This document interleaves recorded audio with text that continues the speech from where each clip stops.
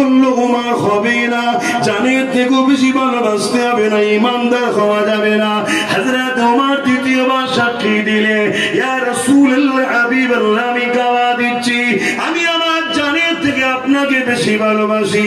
আল্লাহ নবী বললেন ওমর ঈমান কমপ্লিট হলো।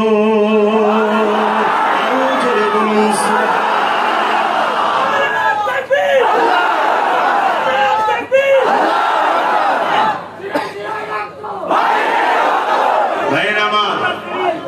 খুব ভালো করে শোনেন। একটা কাজ করেছেন, এসেছি যখন পেয়েছি নবীর গোলামগুলোকে, তাই একটু বুঝিয়ে যাচ্ছি।